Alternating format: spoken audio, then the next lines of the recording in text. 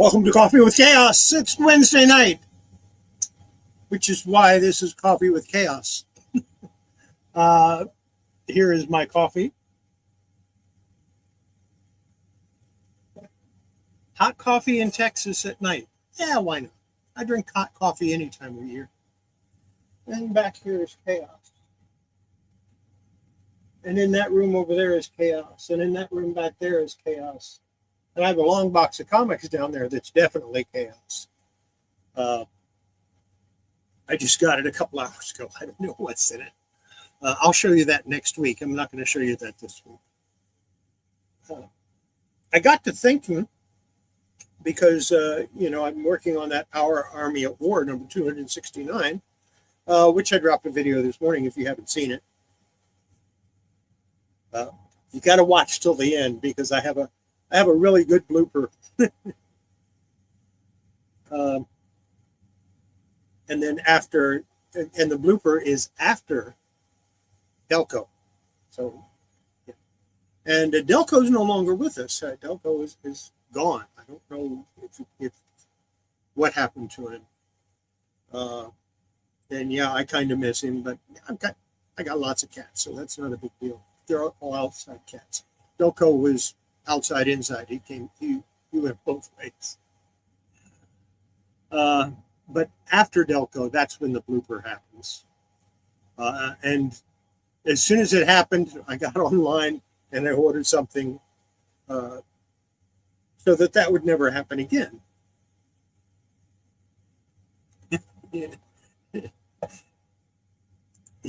Yes, I should have used this steam. I should have kept it moist, right? I have another one that I'm going to have to do the same thing with, and I'll use steam. But what got me was how can you, when you first look at a comic, you just look at a comic and say, okay, it's a comic, and you don't think too much about, is it miscut? Now, some comics that I have are just miscut by just a little tiny bit. And they're just a little tiny bit off. And there's a way to find out. There's a way to see if it's square or if it's miscut. Tape measure, ruler, whatever. Measure from corner to corner diagonally and corner to corner diagonally. If the measurement is the same, it's square. It is not miscut. Here's another interesting thing. Most comic books that have been trimmed are not trimmed square. They're not perfect. So you can use that to, like an early 60s comic that you think might be trimmed.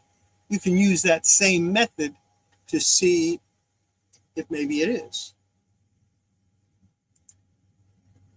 A little tiny bit off? No, I'm way off. But yeah, that's another way you can do it. So I'm not gonna try to square up that comic. I'm not gonna try to fix it because the way it works out is the top goes like this and the bottom goes like this. But when you put it together, it's going to have the same. It's going to be the same. So I'm not going to fix it. Could I fix it? Yeah, it would take a lot of it would take a lot of pulp, and I could do that. But then, have I conserved what was there, or have I done something else to it? Obviously, I didn't restore it. By doing that, I wouldn't have restored it because that's not the way it was originally. It's a rabbit hole I don't think we should go down. If it's miscut from the manufacturer or from the printer, keep it miscut. That's my thoughts. That's my views. Anyway, what I did, for years, doing these videos face down. I have a tripod that I had hooked up to use overhead because it was a cheap way to do it, because I already had the tripod. And I had that hooked up with some zip ties to one of my shelves. And it held the camera down. Well, over the years, the tripod has shifted, and I had to keep something inside of the camera angle to make it straight. I don't have to do that anymore. I ordered the frame so that I could hook up the camera overhead the way it should be. And you should see a little bit better quality picture on the next video that I release on Friday. Because not only did I order it, I received it. Yeah, I ordered it Tuesday. I got it today. Be using it tomorrow. So let's get started. We've got about 28 comics that I've pressed. And no, Michael, you're not getting any of these. Sorry. Yeah, no. Starting out with Little Dot, #1 from 1992. This is a high-grade copy, and the Harvey comics from the 90s are really, really hard to find in high grade. But this one is a gorgeous copy. And the cover was done by Jorge Pacheco.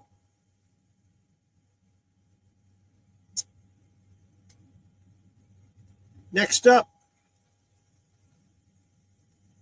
Captain Crick and a Foozle.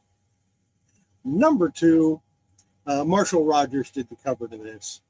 And this one was water damaged, and it still has some stains on the backside. But it turned out pretty good.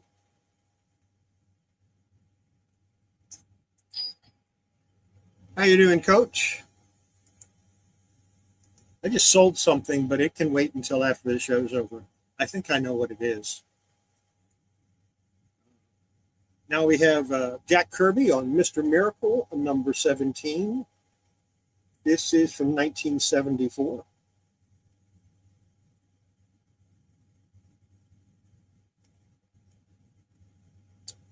The American Flag, #18. Howard Shakin did the artwork in this, of course, and the writing. I just think that's a neat cover. I like it. We have The Emperor's New Clothes, Classics Illustrated Junior, number 517-576. It's from 1969. It is, of course, a reprint. Dick Brown, was it Dick Brown? Yeah, Dick Brown did the art. He did the painted cover. And then, of course, Dave Sims, Free Cerebus, from 1992. And this is just an anthology of Cerebus and what it had done before pre-1992.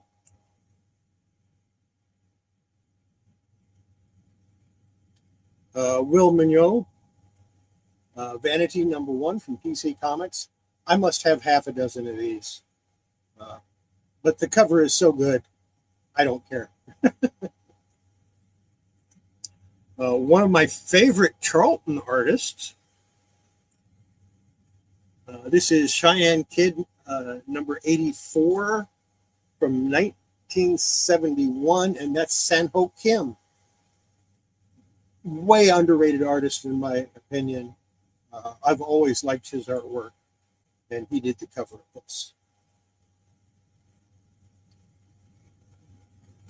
We've got Stan Goldberg doing the cover of Archie Comics, number 442 from 1995. Of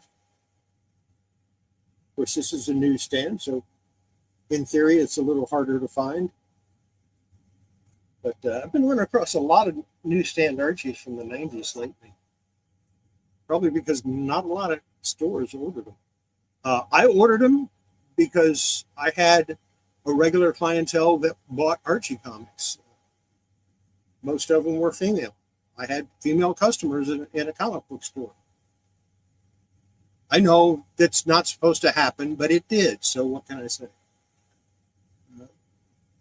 Here's a George Wilson cover on Boris Karloff, Tales of Mystery, number 37. I believe this was from 1971.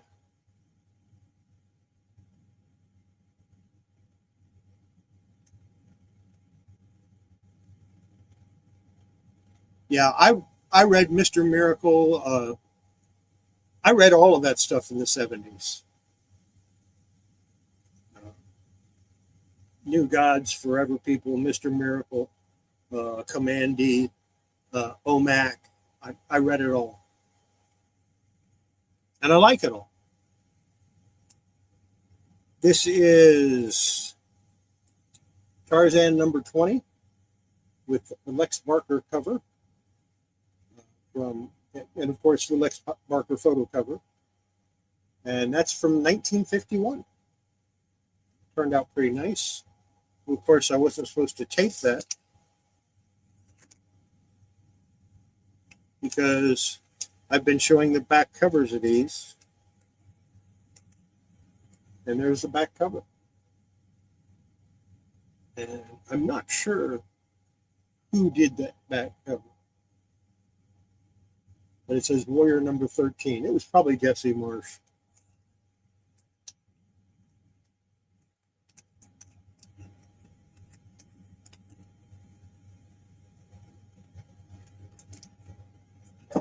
I showed one of these last week, and I'm going to show the one that I'm keeping for my collection this week. This is Creatures on the Loose number 34.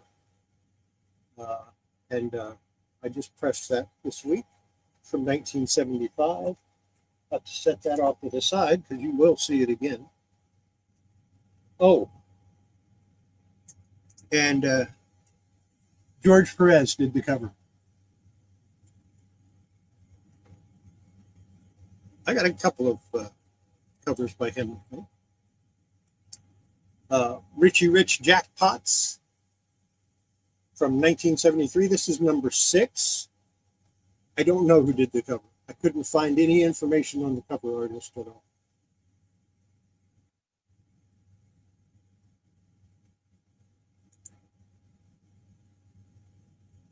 Just here browsing. I actually like his writing more than I like his art. Go figure.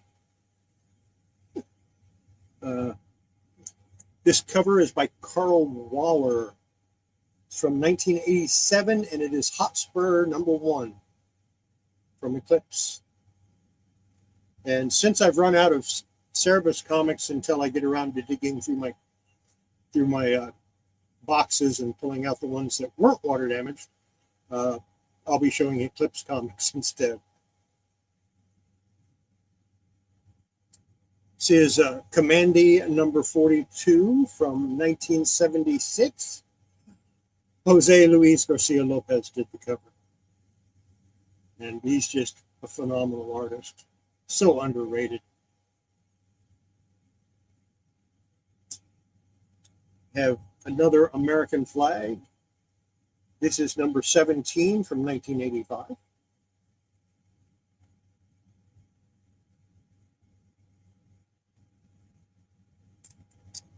And from 1959, this is Classics Illustrated Junior 522-565.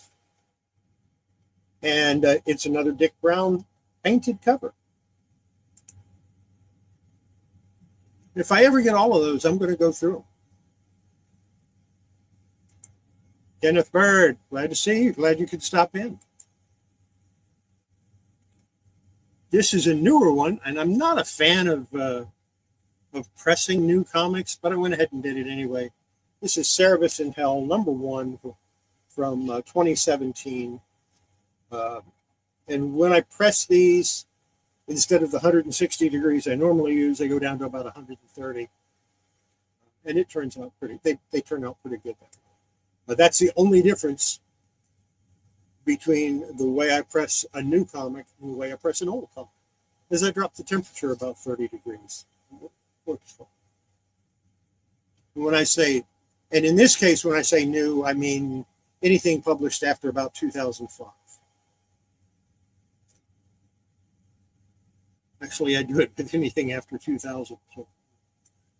From PC Comics, we have Silver Star #1 from 1983. More Jack Kirby goodness.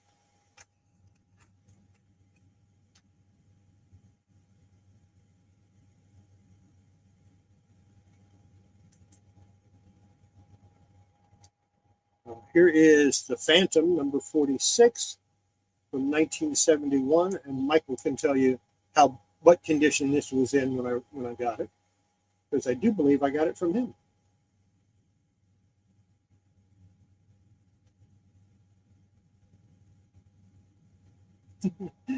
Except the first Planet of the Apes movie, I think, came out before. It came out in the 60s, I think. And Commandy came out in the 70s. I'll check on that just to make sure. Anyway, Pat Boyette did the artwork on this cover. Let's check that out really quick.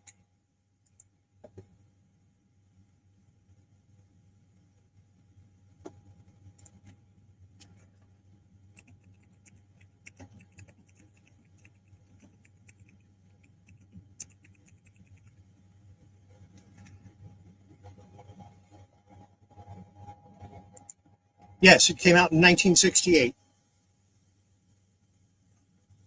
Michael, I've got like 20 Phantoms, and I don't know if I got them from you or somebody else.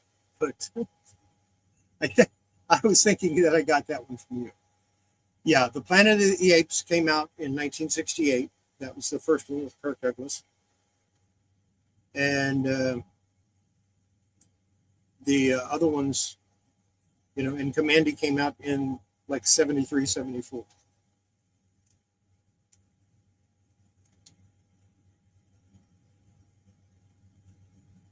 This one is Archie number 443 from 1996.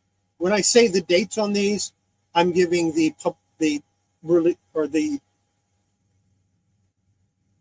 year that's listed on the indicia. That's the time that it's supposed to be pulled, rather than the time that it was released. So figure this was 96 January, so it was probably released sometime in November 95. But it's still, to me, it's a 96 comic, 1996. Number 443. That cover is by Bill Golier. And it's kind of neat because it's a photo of a real Mustang.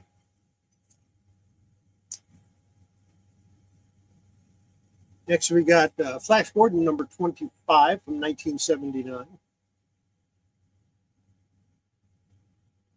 And another George Wilson cover.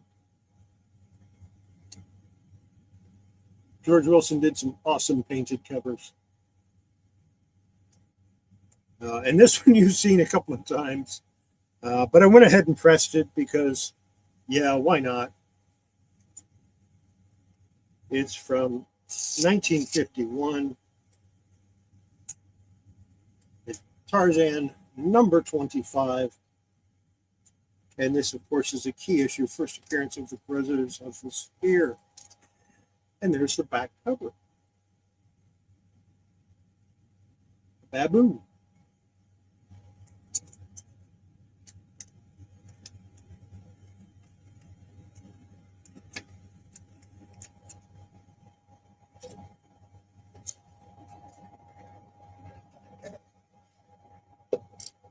Next up, Creatures on the Loose number 37 from 1975. This is the last issue of Creatures on the Loose. And of course, it's got a Gil Kane cover. Gil Kane did more covers on Creatures on the Loose, I think, than any other artist. There's another Richie Rich. This is Richie Rich Fortunes, number 5 from 1972. And again, can't find any information on who did the cover art on Richie Rich comics. I'm going to figure it out someday.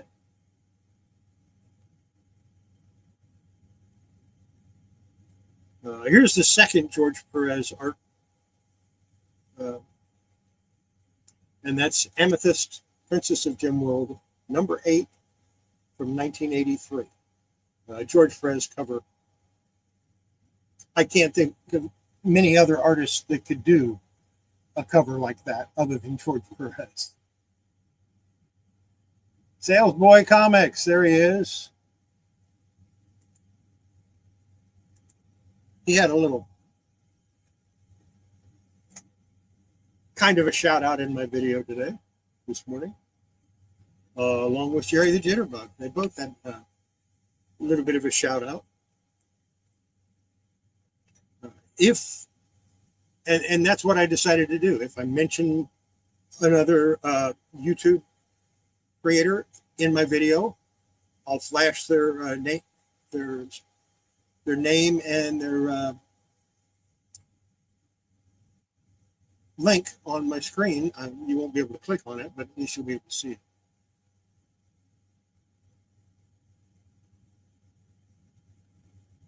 Yeah, check any description. Check any of my descriptions on any of my videos. It has my post office box mailing address. It has my my Instagram, and it has my email address. So not hard to get a hold of. All you have to do is look at the description of one of my videos. American Flag, number 7 from 1984. Gee, must be Howard Chaykin. Of course it is. And finally, Classics Illustrated Junior, number 530-531. First print of The Golden Bird. And this came out in September of 1956. Or at least that was the pull date. But these didn't really have a pull date. When they say September 1956, that was the actual release date. They didn't have a pull date. And another Dick Brown cover. Dick Brown painted cover. That's my 28.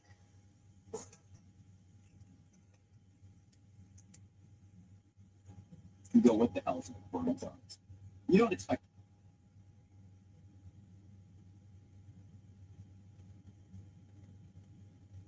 Yeah, but the problem with that is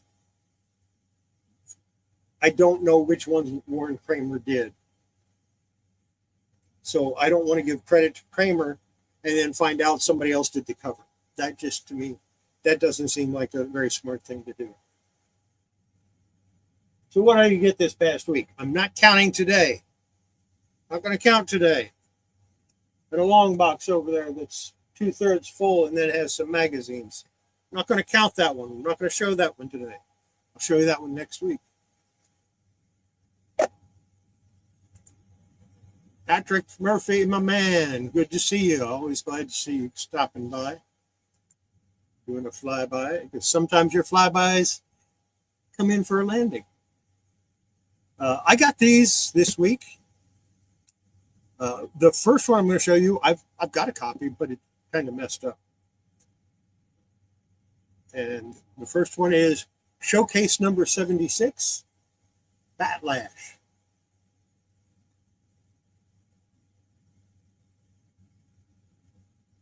And then I have Batlash number 1.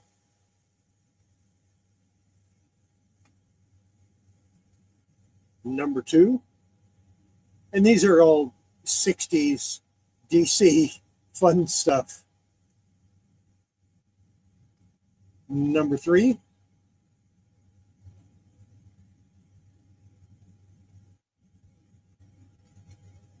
Number 4.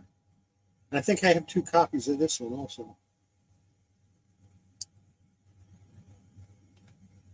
number 6,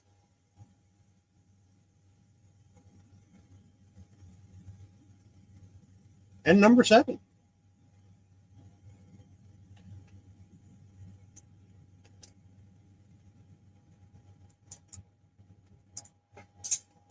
And that's aside from bags and boards. You know, I got a case of bag of the silver regular bags that I use, and a case of silver regular boards, and a case of golden age bags, and a case of golden age boards, and then I got about 4 bags of magazine bags and 4 bundles of magazine boards. Turns out I'm going to need them. I figured 400 would be enough to start. Yeah, I could probably use more than that.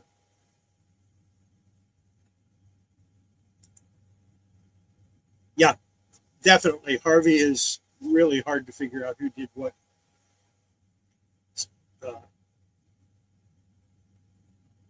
Harvey, and there's another company that's difficult to figure out. Can't think of what it is. But Harvey is the hardest one to find out who is what. So I guess it's time to get to the feature. And the feature is, of course, Tower of Shadows and Creatures on the Loose.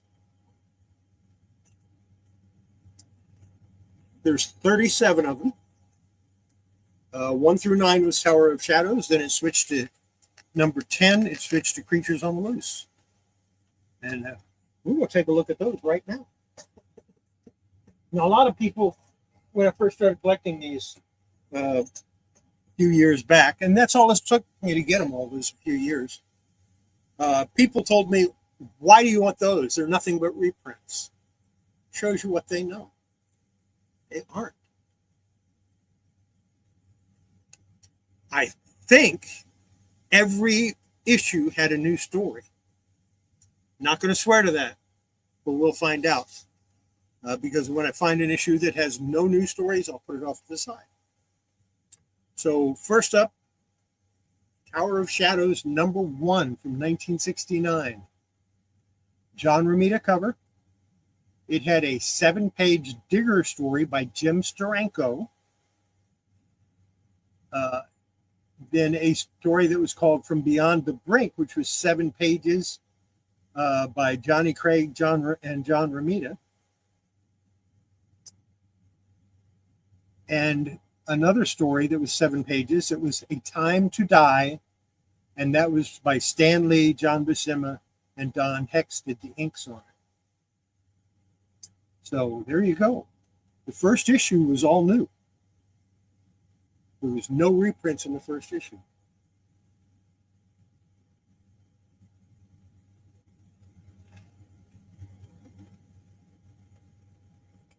Number 2, Tower of Shadows, number 2 from 1969. John Romita cover.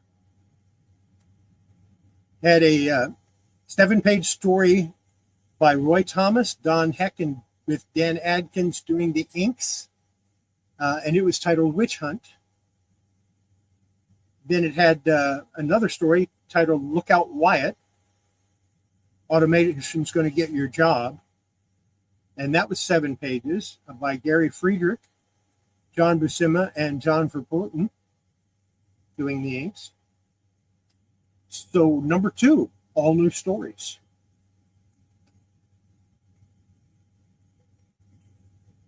Number 3, beautiful Maurice Severin cover. And it had 3 7-page stories. The first one was called The Moving Finger Wreaths, or Writhes. It was written by Len Wein, pencils by Gene Colan, and inks by Mike Esposito. The second story was Midnight in the Wax Museum. And again, by Gray Friedrich. And George Tuska did the pencils and inks. Now, on page 3, in panel 6 and 8, there is a George Tuska caricature done by Marie Severin because he introduces the story. So that's kind of cool. And then the third story was The Terrible Old Man, and that was an H.P. Lovecraft adaptation by Roy Thomas, with pencils by Barry Windsor Smith and inks by Dan Adkins and John Verbruggen. That's 3 with all new stories. And we have number 4, another beautiful Marie Severin cover. Again, 3 7-page new stories. The first was called Evil is a Bad Scene. And that was written by Alan Brodsky with pencils and inks by Don Heck. The second was One Little Indian, written by Marv Wolfman and pencils by Gene Colan and inks by Dan Atkins. And the third one was To Sneak, Perchance to Scream. It had a plot by Tom Sutton, but was scripted by Denny O'Neil with pencils and inks by Tom Sutton. That's 4 of them with all new stories. So the first 4 were all new stories.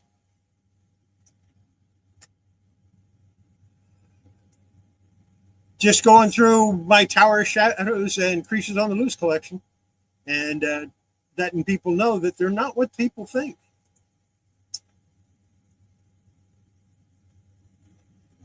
Number 5 from 1970. Marie Severin cover with Bill Everett doing the inks, and they make an awesome combination. I mean, I like Marie Severin's art anyway, but wow, this one was something else.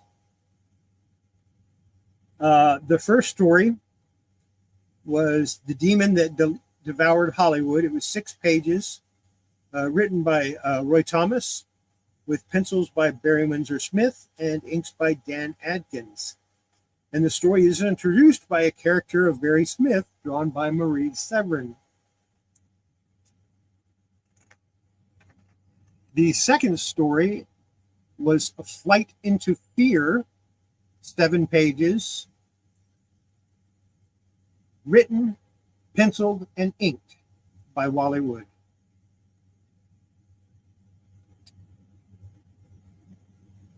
Oh, no, I'm sorry. Excuse me. That is, we're still on number 5. Yeah, that's right. I got confused on my page here. The third story is Time Out, which is 7 pages. And the script was by Jerry Conway with pencils and inks by Sid Shores. Good stuff. The first 5 issues, all new work. Well, it's not new anymore. Some of them were reprinted later on. Most of them have been reprinted since then. Tower of Shadows, number 6. The Man in the Rat Hole, 5 pages. It was by Stanley and Steve Ditko, and it was reprinted from Strange Tales, number 78, from 1960. So that is the first reprint. Is the cover story of this. That's the first reprint we see in Tower of Shadows. The second story was 7 pages. It was entitled The Ghost Beast, with script, pencils, and inks by Wally Wood. And the third story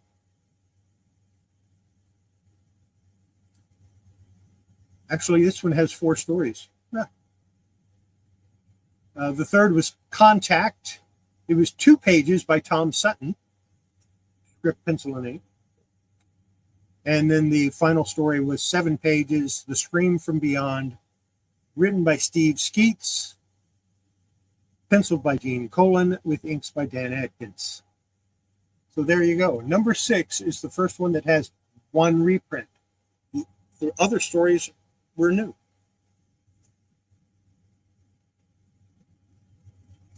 Number 7. Obviously, this is a reprint, right? Jack Kirby cover. And the first story was 7 pages, and it was titled, I Was Trapped by Titano, the Monster That Time Forgot. And it was a reprint from Tales to Astonish, number 10. And that was published in 1960. The second story is The Scream of Things, 7 pages, written by Al Brodsky, with pencils by Barry Windsor Smith and inks by Vince Colletta. Not a fan of Vince Colletta. He was fast. He could ink, like 20 comic books in 3 days because he just threw ink everywhere. Not a big fan of his. This next one belongs in everybody's collection, if for no other reason than the cover. And that's number 8. It's from 1970, covered by Bernie Wrightson. The first story was Sanctuary, 7 pages, by Wally Wood. The second was Behold, I'm the Master of Time, and that was a reprint from Tales to Astonish, number 14. The third one was I Found the Hidden World, and that was 5 pages from Tales to Astonish, number 13.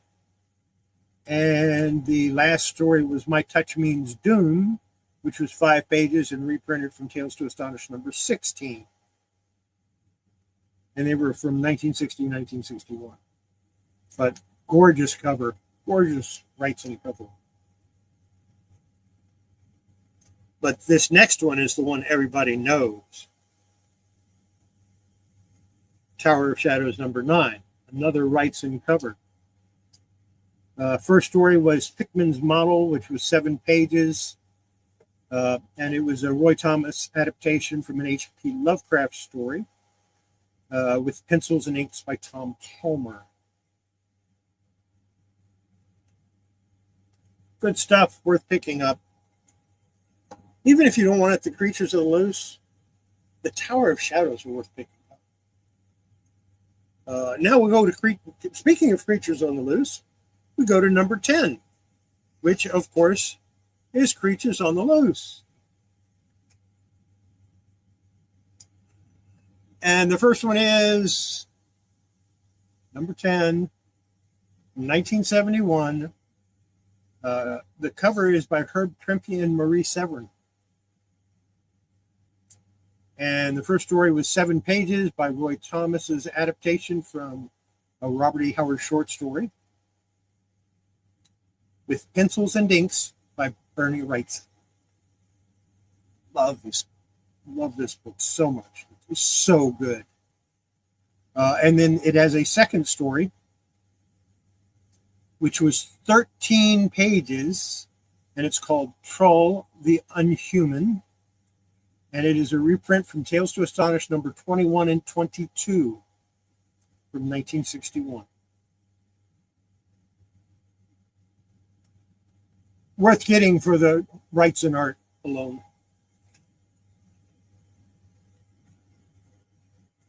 Number 11, Moomba is here. Jack Kirby cover, of course.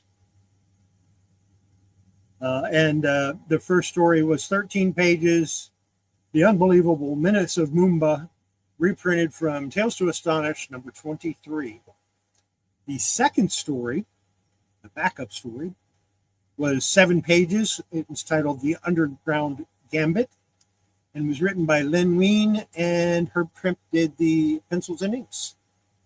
So if you want to really see what Herb Trimpe can do, you need to get this book and read that second story.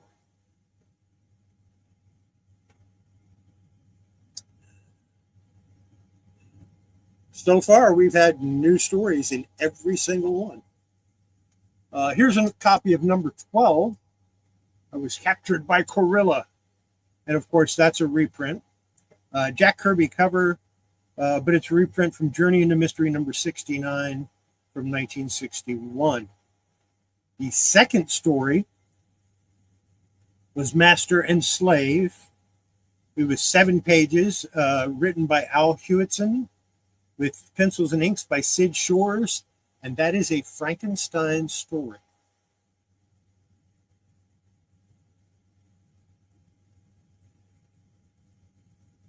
Yeah, well, salesboy, now you know what it looks like. Now you know what number 12 looks like. Number 13 from 1971.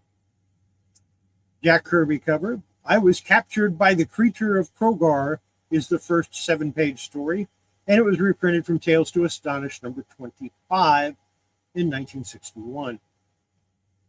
The second story is Midnight on Haunted Hill. It's a 6-page story and reprinted from Tales to Astonish number 28 from 1962. The third story, which is a 7-page story, Where Walks the Werewolf, written by Len Wein with pencils, ink, and inks by Reed Crandall. New story. Do any of these have nothing but reprints? I'm starting to doubt it. Creatures on the Loose, number 14 from 1971. Another Jack Kirby cover. First story was What Happened in Dead Storage, and that's a 7-page reprint from Tales to Astonish number 33 from 1962. The second story was What Was the Staggering Secret of the 13th Floor, which was a 5-page reprint from Tales to Astonish number 30 from 1962. And the third story was Forewarned is Forearmed, 7-page reprint from Chambers of Darkness number 2 from 1969. So 2 years after the story comes out, they reprint it. They were desperate. This is the only, I think this is the only issue that is all reprints. But I might be wrong. We'll put this one off. 1 out of 14 is reprints. Number 15. This is a Gil Kane cover, believe it or not. It's from 1972. Sprague, Conqueror of the Human Race, which is a 13-page reprint from Journey into Mystery number 68 from 1961. Second story is a 5-page story, Where Lurks the Ghost, which is a reprint from Tales to Astonish number 25. Got to turn my page over. From 1961. And the last story was entitled Help, and it's a 5-page reprint from Tales to Astonish 22 from 1961. So that's 2 that were all reprints. Guaranteed this last one, or this next one, is not all reprints, because it's Creatures on the Loose, number 16, and the first appearance of Gulliver Jones from 1972. The first story was Warrior of Mars, a 10-page story with a script by Roy Thomas, with Gil Kane doing the pencils and Bill Everett doing the inks. Might be why it's a memorable story for me. The second story in it, The Impossible Tunnel, is a 6-page reprint from Strange Tales 96 from 1962. And the third story was Frightened Man, and a 6-page reprint from Tales to Astonish 33 from 1962. So there you go. So far, 2 out of 16 were all reprints. So when people tell you those are all reprints, they don't know what they're talking about. Here's number 17. First story, River of the Dead, 10-page Warrior of Mars story. Roy Thomas and Gil Kane with inks by Sam Granger. The second story was Gargantuous, which was a 7-page reprint from Strange Tales number 80, 1961. And the last story was The Things from Dimension X, which was a 6-page reprint from Strange Tales number 80 from 1961.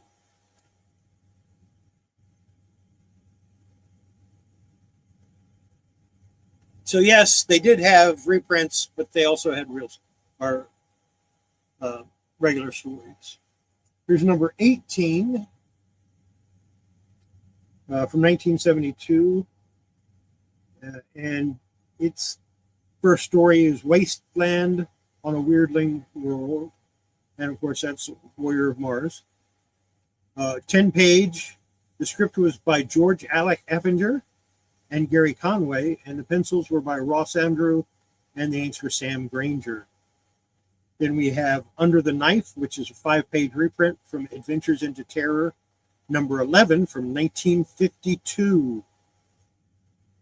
And the last story was What Lurks in the Mountain, which was a 5-page reprint from Tales of Suspense, number 17 from 1961. I have it in a low grade, and I'm perfectly happy with that because I don't care about CGC. Just not a. I've got a couple of CGC comics, so when I need a sandwich tray, I have plenty. Creatures on the Loose, number 19. The Long Road to Nowhere was a 10-page Warrior of Mars story by George Alec Effinger with pencils by Gil Kane, but only on the first page. The rest of the story was penciled by Wayne Boring. Now, if you don't know who Wayne Boring is, he penciled Superman for a while. If the way to remember it is, if you see Clark Kent and his glasses look funny, it was probably Wayne Boring. The inks were by Jim Mooney. The next story was a 6-page reprint from Tales of Suspense number 30 from 1962, and it was titled The Creature from Prangoro. And then the last one was Going Down, which is a 5-page reprint from Tales of Suspense 23, 1961.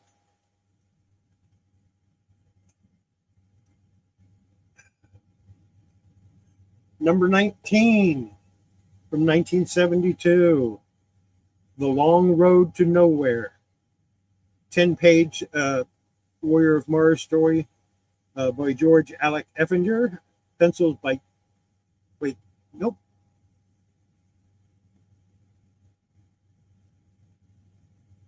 This is number 20, excuse me. I knew there was something wrong. Gil Kane did the cover. What Price Victory was a 10-page by George Alec Effinger with pencils and inks by Gray Morrow. Gray Morrow was a really good artist.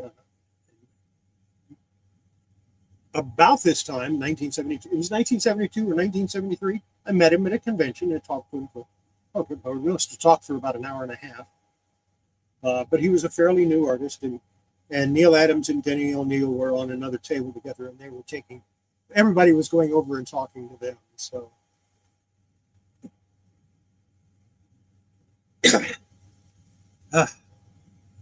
halfway through.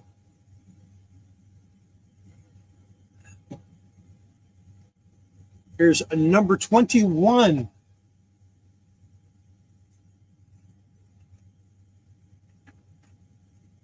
And I have all that information.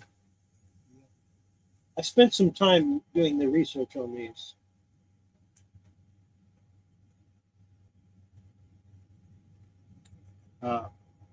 By the way, on that last one, the reprint was Only One is Human, which is a 5-page story from Tales to Astonish 22, and For Whom the Drum Beats, which is a 5-page story from Tales to Astonish 22 also. And Tales to Astonish 22 had a cover date of October 1961.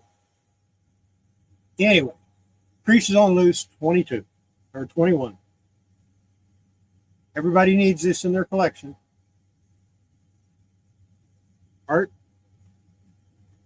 cover art, Jim Steranko. The Warrior of Mars story was Two Worlds to Win, which was 10 pages by George Alec Effinger with pencils and inks by Gray Morrow. And then I Was a Prisoner of the Martians was a 5-page reprint from Tales to Astonish number 4 1959. And The Green Thing, which is a 5-page reprint from Tales to Astonish number 51 from 1964.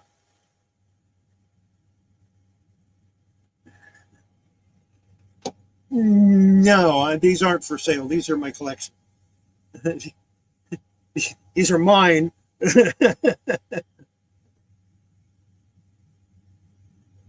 Yeah, probably. Next up, Creatures on the Loose, number 22.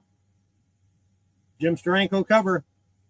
The first appearance of Thongor, Warrior of Lost Lemuria, that had a 15-page story with script by George Alec Eppinger, pencils by Val Merrick, another person that I met at the same show that I met Ray Morrow at,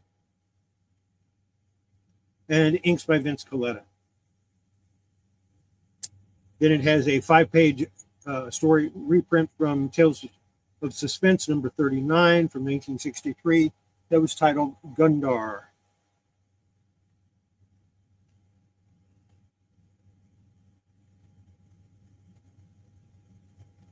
Now we have Creatures on the Loose number 23. John Romita cover. Where Broods the Demon was a 15-page Thongor story by George Alec Eppinger with pencils by Val Merrick and inks by Vince Colletta. And I think Val Merrick's artwork is about the only one that Vince Colletta didn't screw up. I don't know what. We have number 24, another Thongor cover by John Romita. The first story was Red Swords, Black Wings, which is a 15-page Thongor story by George Alec Eppinger with pencils by Val Merrick and Vince Colletta. The second story was The Lighthouse from Nowhere, which is a 5-page reprint from Strange Tales number 87 from 1961.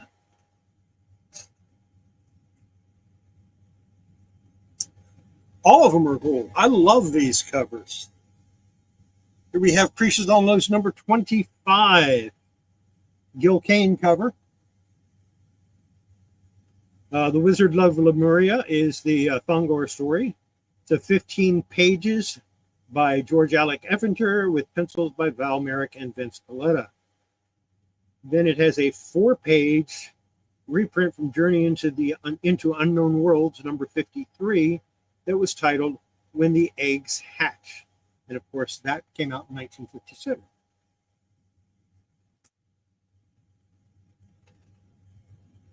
I'm messing up here. What did I do?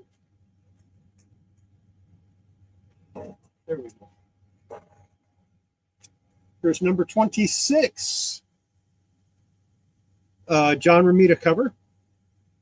The Thongor story is Tower of the Serpent Women, which is 15 pages, written by Gardner Fox. Gardner Fox did a lot of the early DC superhero stuff. He did Green Lantern. He did The Flash. He did a whole bunch of pencils by Val Merrick with inks by Wayne Howard, which really made me happy because I'm a big Wayne Howard fan. And then it has a 4-page reprint titled The Eyes of Malator from Astonishing number 59, which was printed in 1957.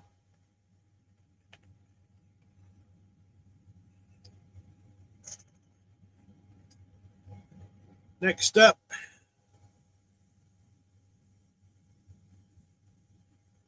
Sword versus Sorcery in the Great Tradition of Conan. Number 27, Thongor. Creatures on the Loose with Thongor. The Thongor story in that is In the Crypts of Yamath.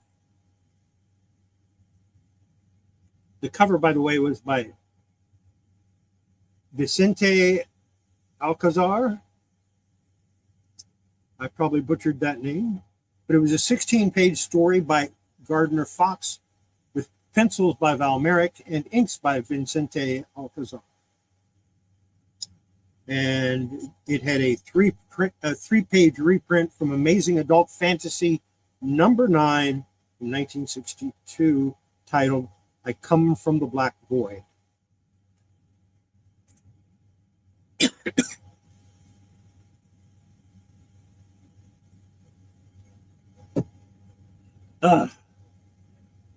I need to breathe. It's still got 2 more pages, front and back, and then a half a page. All right. Number 28. The cover is by John Romita. Mountain of Thunder was the Thongor story. It was 16 pages, written by Steve Gerber. Where have we heard that name before? Howard the Duck? Yes, Steve Gerber of Howard the Duck fame. With pencils and inks by Vicente Alcazar.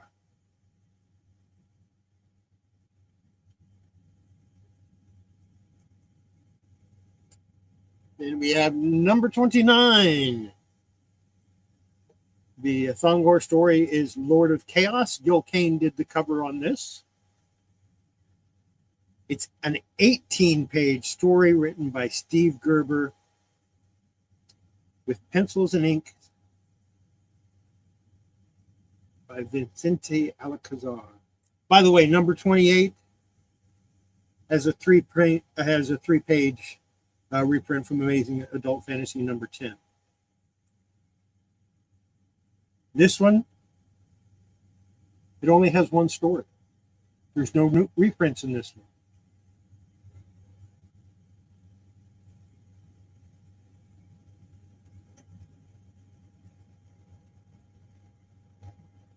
Time to switch. This is the first solo appearance of Man Wolf. Creatures on the Loose, number 30.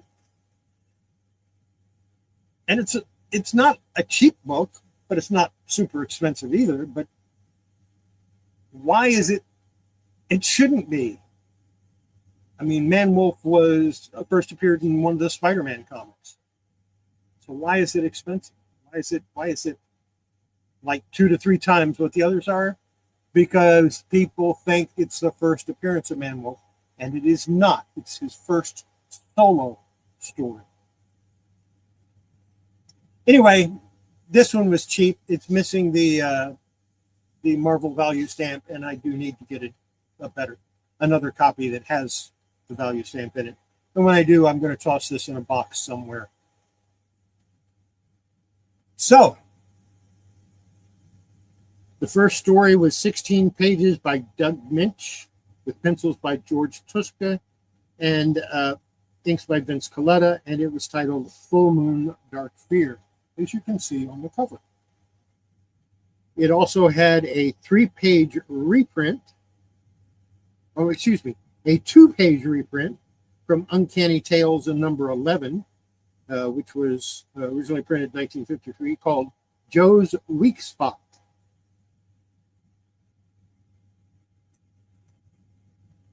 Yeah, when I get a full copy, I'm going to toss that one in a box.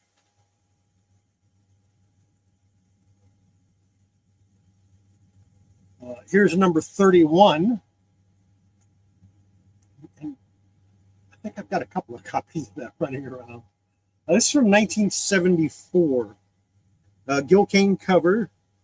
It was titled The Beast Within, the first, just like it says here. It was 15 pages by Doug Minch with George Tuska and inks by Vince Colletta. And it had a 3-page reprint story from Astonishing number 10 from 1952 titled The Walking Dead, which I got a kick out of.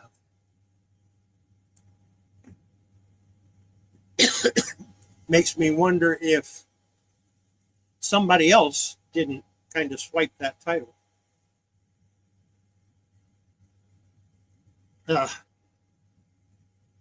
Number 32. I got to get this one back in the cold press. It's not finished yet. John Romita cover. Moon of the Hunter is the Man-Wolf story. Of course, it features Craven.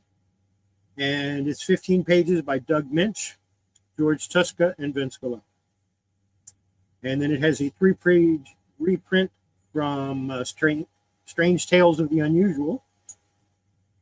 And I don't have the issue number down. That's the first one I didn't have the issue. But it was from 1957. It's titled A Matter of Life or Death. I must have been getting tired because I've got a couple of them where I didn't put down the reprint, the issue number for the reprint. Creatures on the Loose, number 33. From 1975. The covers by Gil Kane. John Romita did the cover on the Moon Hunter. The first story is Death Game, which is, of course, the Man story. It's 15 pages by David Anthony Croft and Tony Isabella. Pencils by George Perez with inks by Klaus Janson. That's a good combination. And the reprint story was The Stooge, which is 3 pages from Uncanny Tales. And that was originally printed in 1953. Again, there's some of them that I forgot to put down the numbers. Then we have number 34. Gee, this looks familiar because I showed it to you. I pressed it this past week. It's from 1975. And it has a George Perez cover.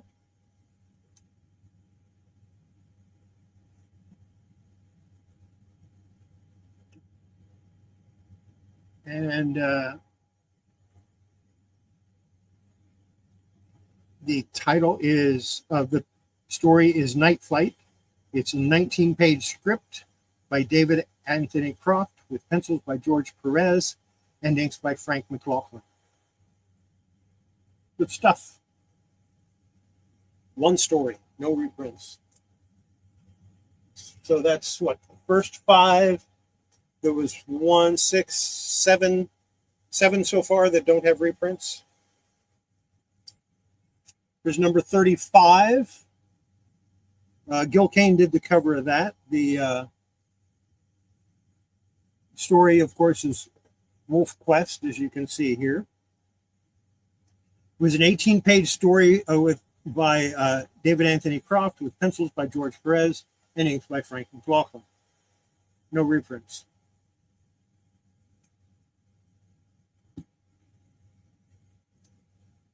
Number 36.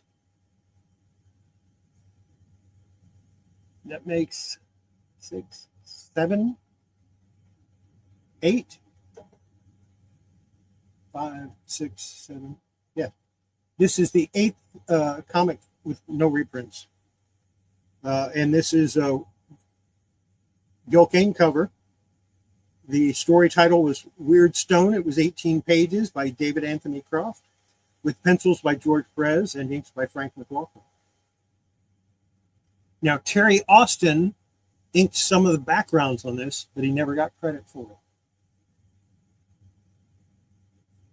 which is a shame because Terry Austin's cool.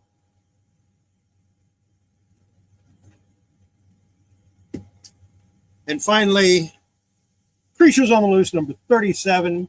This is the last issue. This Gil Kane cover.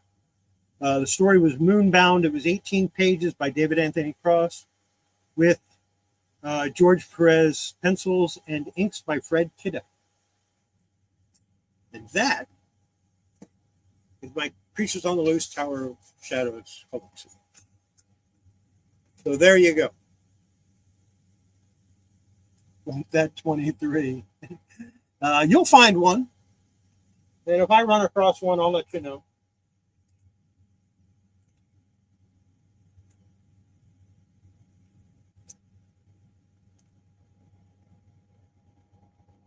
I figured I'd show it to you again.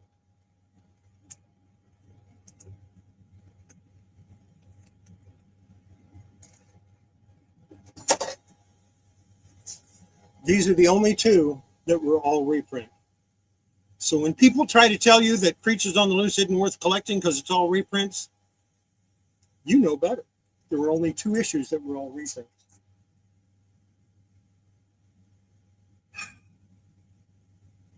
That was rough.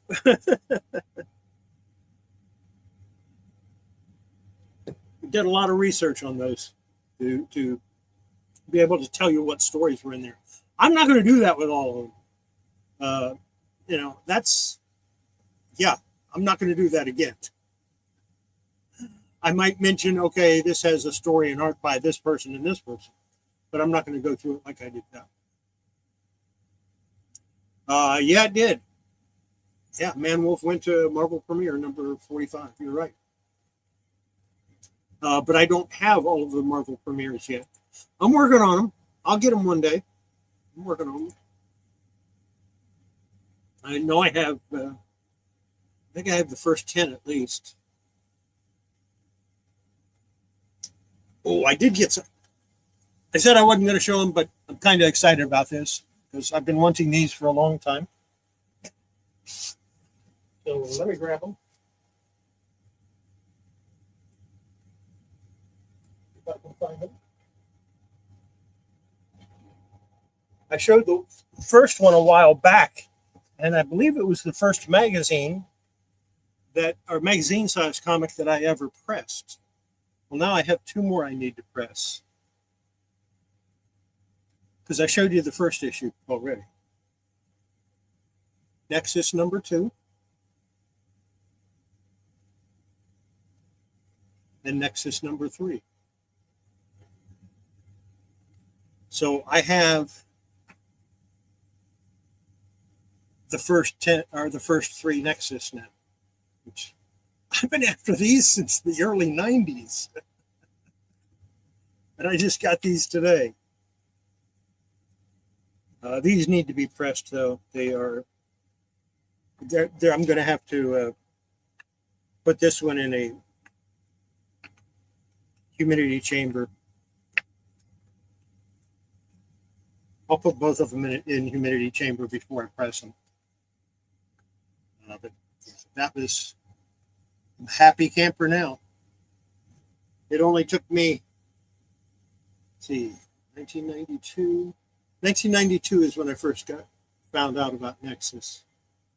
So, yeah, it only took me 33 years to get these. Or was it 38 years? Yeah, 33 years.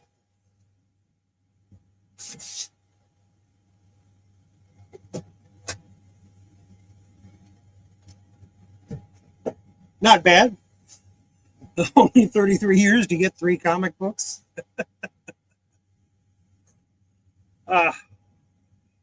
Such is the life of the longtime collector. There's a comic that I've been after since the 70s, and I still don't have it. Well, and it's an issue I should have, but I missed it when it came out on the newsstand, so I don't have it. And I also got some Conans in that box that I didn't have, so that's kind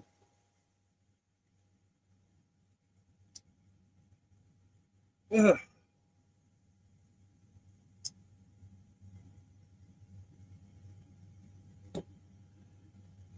So only 23, not 22. 22 had rights in it also. I think 22 was a rights in cover.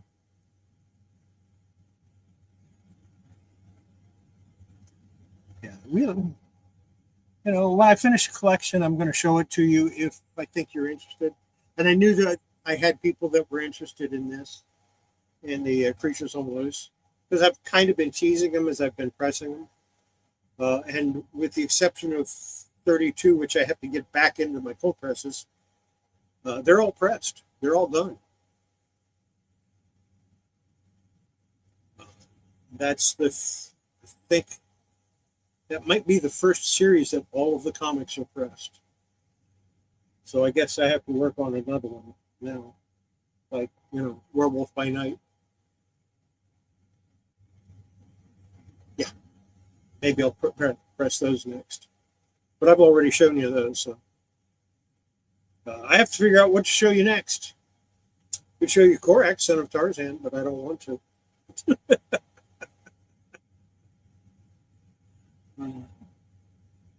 Let's see. I'm sure I can dig out something.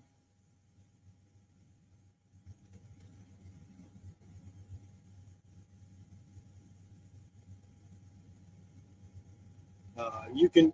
I'll take requests if there's a series that you think I have a number of that you'd like to see me show. I'll dig them out. If not next week, then week after. I've shown my Tomb of Dracula. I've shown my Werewolf by Night.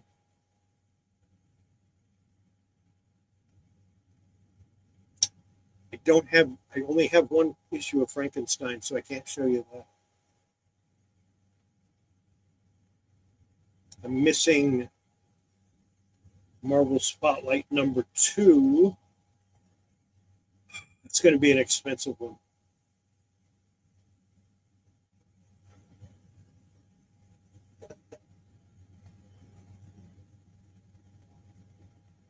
Ah!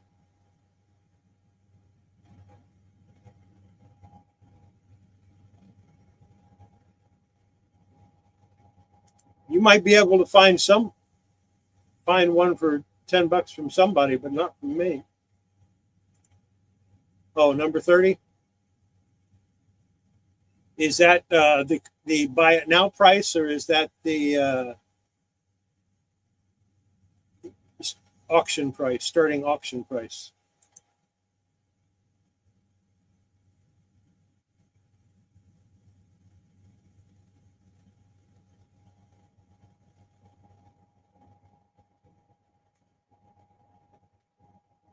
Of course, if they listed it as Man-Wolf, it might not show up in a search when people are looking for creatures on the loose.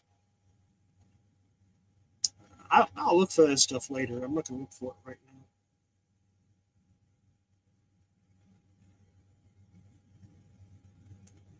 If I had more of my Vampirillas, I'd show you some of those. What I might do is see if I can find all of my Marvel Premiere magazines, and get those together, or maybe my Savage Tales magazines.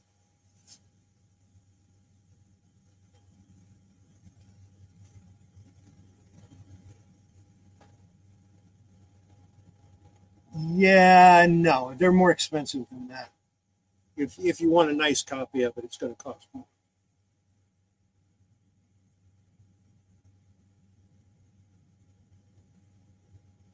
So I haven't seen a lot of people reply to my question at the end of my video. Of course, a lot of you probably never made it to the end of the video.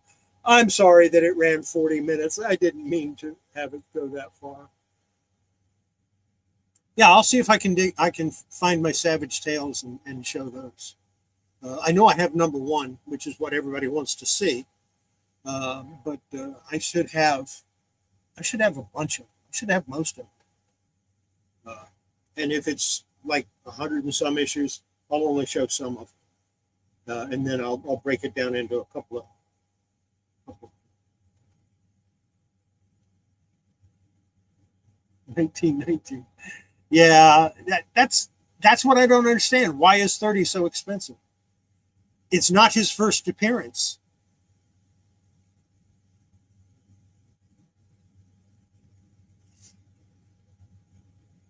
Yeah, but when you add some of those people at $20 and $14 shipping, what? And then they send it media mail, and they paid like $4. Yeah, I just bought a comic tonight. I bought an Archie comic for like $30 some, 30 something. I don't remember exactly how much it was. I think it was around $30 for an Archie comic. Well, it was actually a Betty and Veronica comic. Yeah, same thing. I'll show you which one it is when I get it. And I'll tell you why I paid so much for it.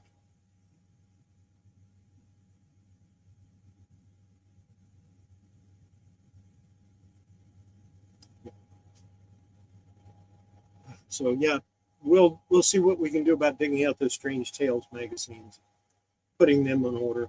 I'm not going to go through all the stories with you, but I will tell you who did the cover art. Because, yeah, why not?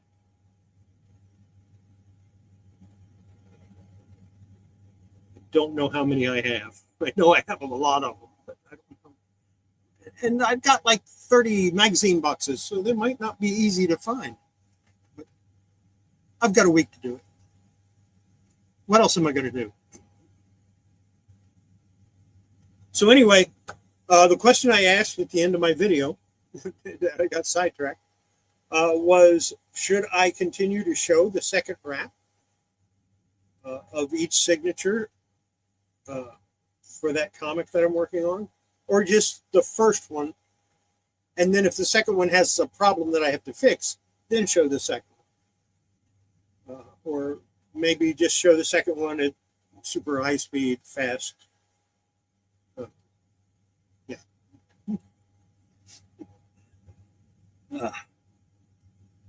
But yeah, should I show what I do to the second or just skip over it? Because you saw it on the, if you watch the video, you saw it. But we're getting to some now. Some of this next signature has quite a bit of paste still on the edge. So I got 133.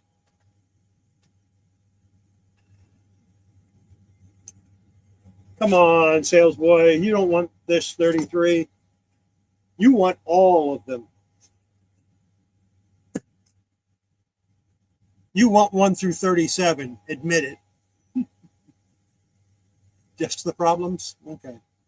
Yeah, there's not a whole lot that I need to do with second wraps. I'm going to go ahead and film them anyway, or do a video of them anyway. You know, I might as well. I'll have the camera set up and I'll be working there, so I might as well do it. I just won't add it into the video. Because my camera is good for about 15 minutes, then it shuts off.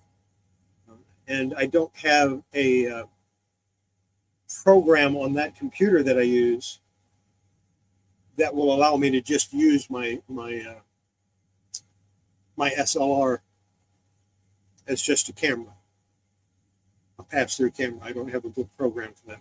I have one on this computer, but not on the computer that I use in the other room where I take those, where I do that work.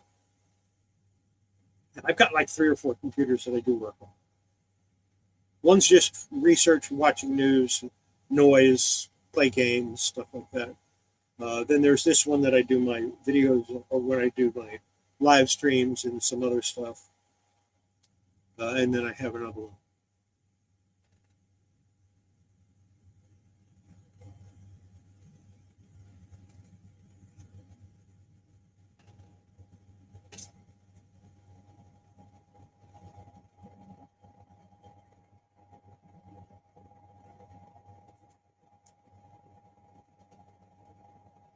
Gil Kane. It's a Gil Kane cover. I mean, Klaus Janson probably did the inks.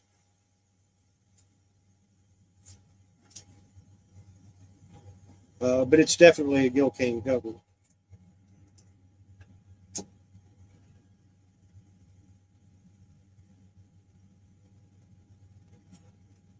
Yeah, when I do both wraps in a signature, they get long. They get way too long. So I would just assume just not do or not show those. But I want to have the video just in case, you know, maybe I have to do a tear seal or something like that. In which case I would do everything and then say, okay, I need to tear seal this, and this I would just show that the portion where I do the tear seal. I wouldn't show the whole thing, just that portion where I do the tear seal.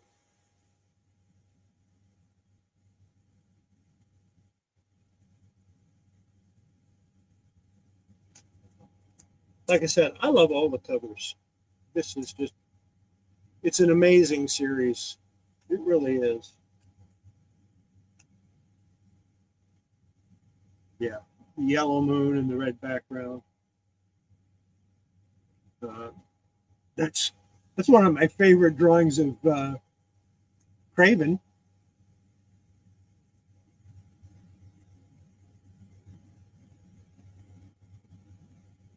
Put that one off.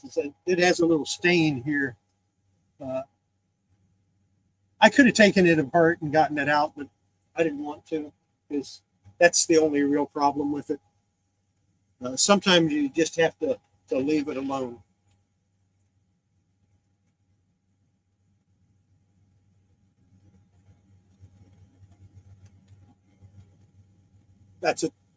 That's another amazing cover.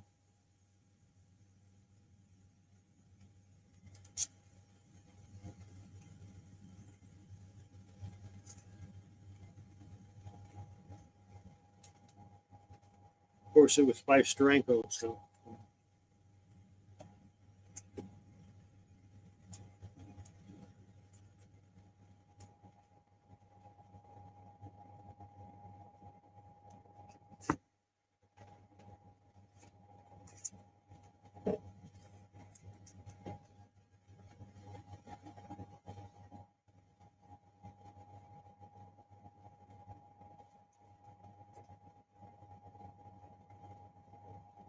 They're really, I'm checking through some of these, and yeah, this is the only Gulliver Jones cover that I really like a lot. Of course, it's also Steranko. I like all the covers, but I mean, that one is just amazing. And of course, that's iconic to me.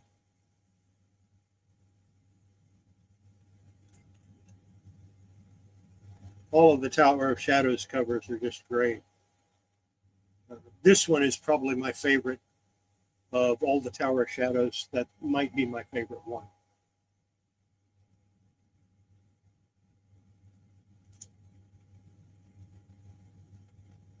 And there's a reason for it.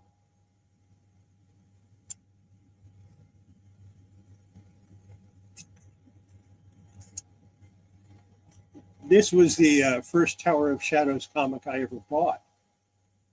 And I bought that in 1970. So there's a reason why it's my favorite.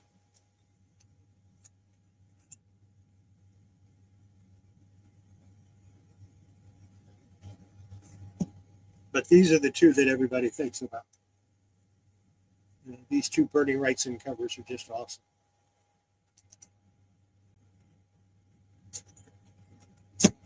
Yeah. We like our Tales of Suspense and our Tales of Tower of Shadows and Creatures on the Loose. We like those. Good collection to have. Only 2 issues that are all reprint. I think that's pretty good, considering everybody says, well, it's just a reprint title, because they don't know. So maybe we learned something tonight. I doubt it. I learned something. Don't do so much damn research.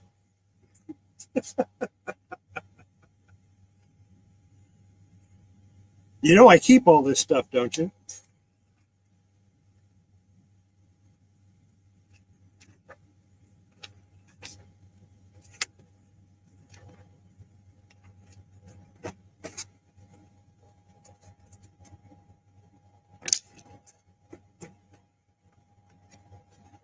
I like the Marvel horror from the early 70s. I would like to say I like the Marvel Westerns from the early 70s, but every Marvel Western that I've gotten from the early 70s, I have one from the 60s that is the same thing. So that doesn't work out too good.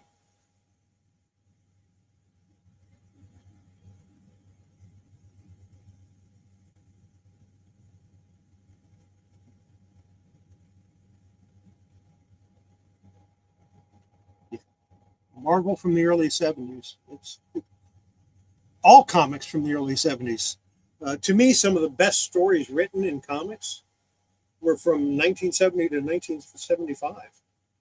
In that 5-year period or 6-year period, they came out with some really amazing stories. I mean, think about it. Swamp Thing. And that first that came out in 1970, I believe. You've got all of the Jack Kirby stuff that came out for DC.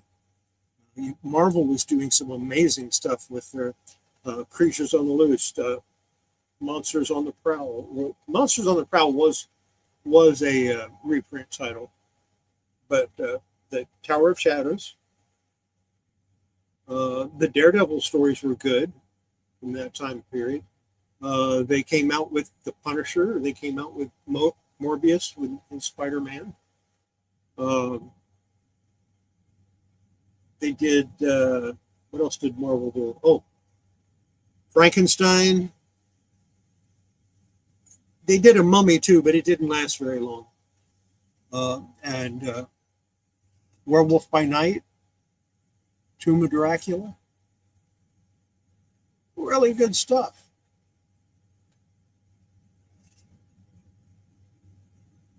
Howard the Duck. Man Thing. I think I have a Man Thing #1 around somewhere. Both of them.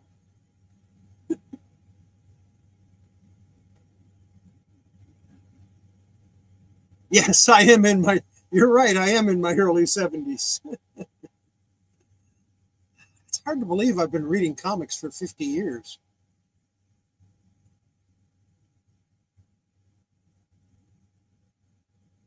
That's true.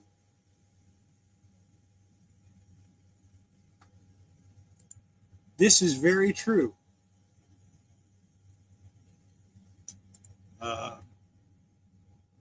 Was the death of Gwen Stacy in the 70s or was that in the early 60s? I don't remember. Time to go look.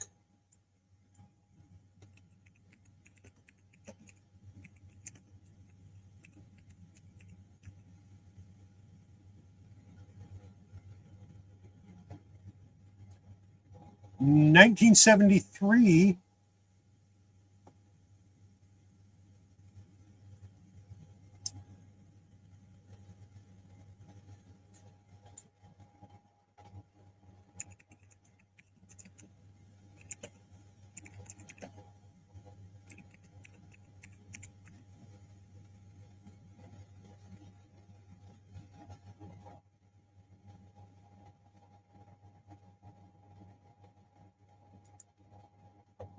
Yeah, Gwen Stacy got killed in 1973.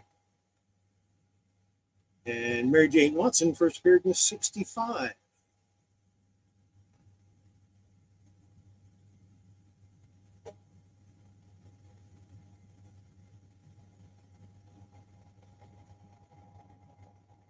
Yes, I'm 71. I'm not ashamed of it. 71 years young.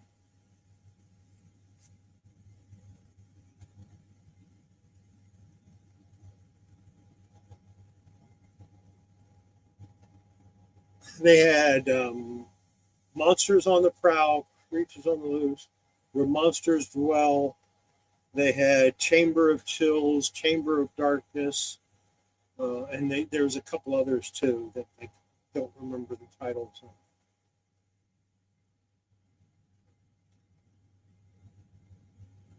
All of those were from the 70s. Most of them were reprint titles, or most of the stories in them were reprints. They probably had some new stuff sprinkled in. But think about that. If you're doing an anthology title and you've got this big backlog of stories you can draw on, You put one new one in and a bunch of old ones. That was the DC formula, okay, in 2017 for the Walmart exclusive 100-page comics. One new story, and then the rest of them were reprints. And it worked. Well, it worked for me. I bought every single one I could lay my hands on. I'm still missing one or two issues, but I have most of them.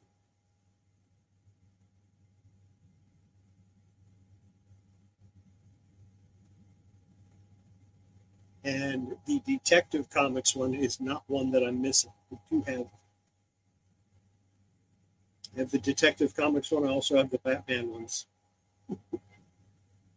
And the Detective one is hard to find.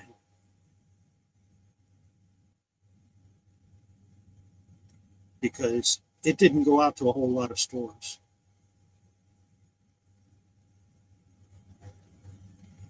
That's true. And a lot of them were reprints from the 70s and 60s, late 60s and early 70s, which means they were pretty good stories. I mean, think about it. You had, for Green Lantern, you had Denny O'Neil and Neil Adams.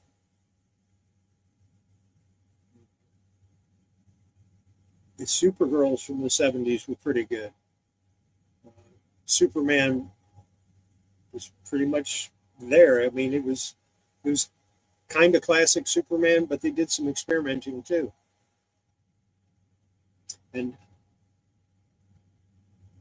I ran across one today when I was cleaning up the other room that I need to press and clean.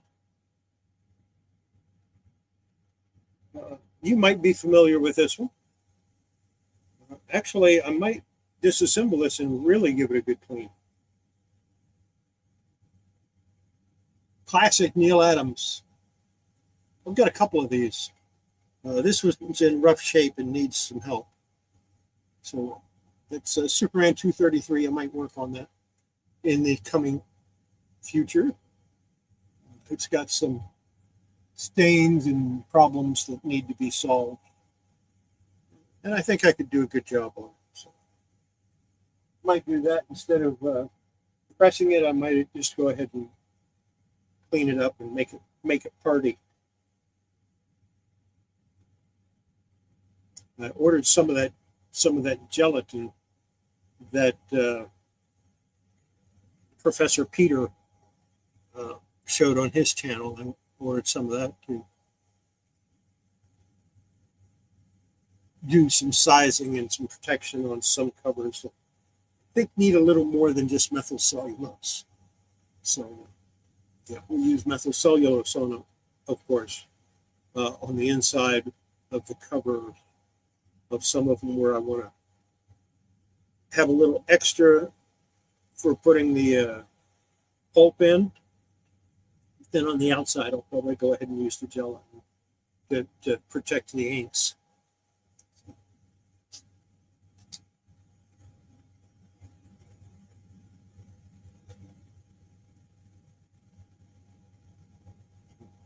When did that one come out? What year did that come out? 1971.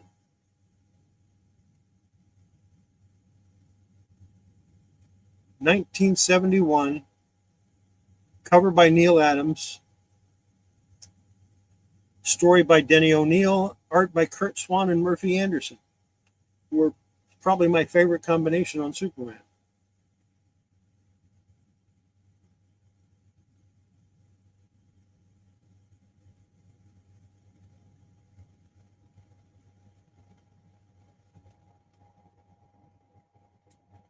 With a Fabulous World of Krypton backup story by E. Nielsen Bridwell and Murphy Anderson.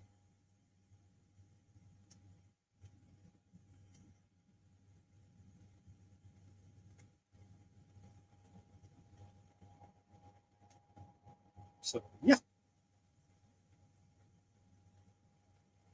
I think I will. I think I'll work on that one after I do the 5 that I've got in my lineup now. So I won't be pressing that one next week. I'll be putting it back,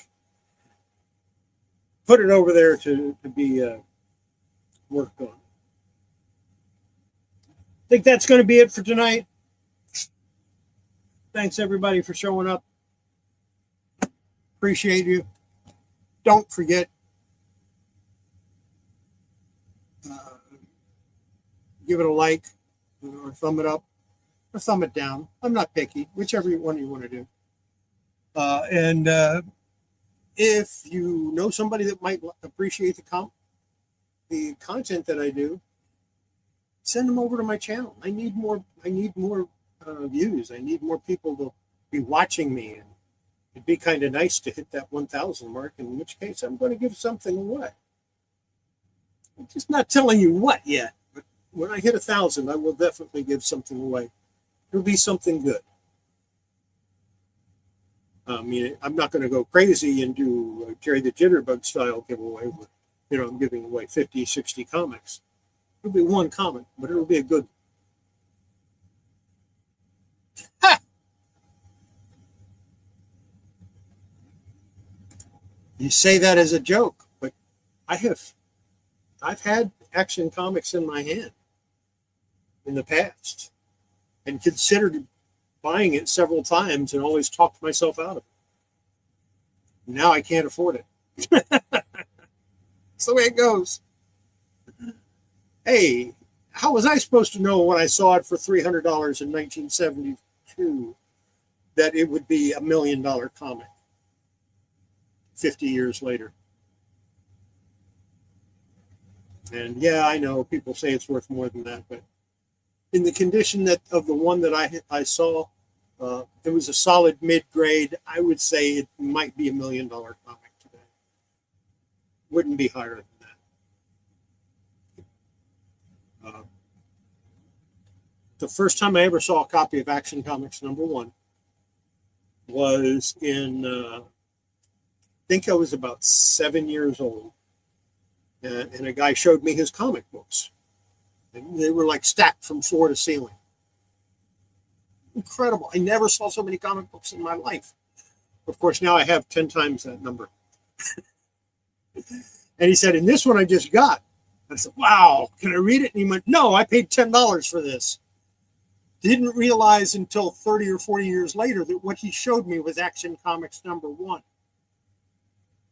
The next time I saw a copy was in around 1970 or 1971. There was a guy that I was talking to, and somebody had gone on one of these talk shows, late night talk shows, and said that there was only 7 known copies of Action Comics #1 in existence. And he went, that's crap. I said, why do you say it's crap? He said, well, because, and he named off 9 people that he knew for a fact owned a copy. And then he got up and walked slowly over to his cabinet and said, and here are my 2. So he knew what he was talking about. He came up with 11 out of the 7 known copies. He came up with 11. And of course, there's a lot more than that. Then in around 73 is the first time I considered buying one. The guy wanted around $300 for it, and I had the money in my pocket, but I talked myself out of it, and that was dumb. The next time I saw it, again, I had the money for it. It was about $1,000, and I had the money for it. But again, I talked $1,000 for a comic book was a lot back then. And it's still a lot today. The next time I saw it was in the early 90s. It was $10,000 for a low to mid-grade copy. And I told him, before I do something like that, I need to talk to my wife. And on my way home, because it was at a show, on my way home, I talked myself out of it, and I never mentioned it to my wife. because we would have had to take a second mortgage out on the house just for me to afford to buy it. Because I didn't have the cash, but I could get it. I knew that. So 12 years later, 2002, 2003, somewhere around there, my wife asked me, is there any comic that you ever wanted to get but didn't? And I told her about Action Comics #1. And I said, and the last time I saw it, it was $10,000, but I knew I'd have to go talk to you about it. And she just looked at me and went, you should have bought it. $10,000. She just said, you should have bought it. So, yeah, I have had multiple copies in my hands of Action Comics 1, never pulled the trigger. And now I can't afford it. There's just no way I can come up with the amount of money that it would cost me to get an Action Comics #1. Well, maybe if I sold every comic I own, I might be able to afford it. So, yeah, there you go. The one that I would like to get the most, I've never seen a copy in real life. I've seen pictures of it. I've seen them on YouTube. I've never seen a copy at a show. I've never seen an actual copy of it. But I know it exists because there's 500,000 of the first print, 250,000 of the second print, and 125,000 of the third print that were sold out of Superman #1. And I've never owned it. I've never seen a copy. I've seen the reprint. I've seen the modern facsimile because I own 2 of those, but I've never seen an actual copy of Superman #1 of any of the prints. Howard the Duck first appeared in Man Thing, I believe, and I do have that issue somewhere. And of course, I have Howard the Duck #1. I have a lot of Howard the Duck. I just don't know which ones I've got. I'll have to look it up sometime. When I find out how many I've got, maybe I'll show them. I think I still have a copy of Howard the Duck #1. I don't know. Anyway, I think that's going to be it for tonight. We'll see you next week on Wednesday night, same time, same channel, 8 o'clock Central, Wednesday night, Coffee with Chaos. And I will dig out some strange tales to show. And I might have a few strange tales to tell you. So, yeah, if you want to help me out, you can always buy me a cup of coffee. It's in the description down below. If you need to get in touch with me, you can get in touch with me on Instagram. It's Kollecting Kaos, all one word, with K's, not with C's. That's in the description down below. You can use my email address, which is thechaoslord@gmail.com. It's in the description down below. Or you can send me snail mail. You can send me a letter type thing. Remember those?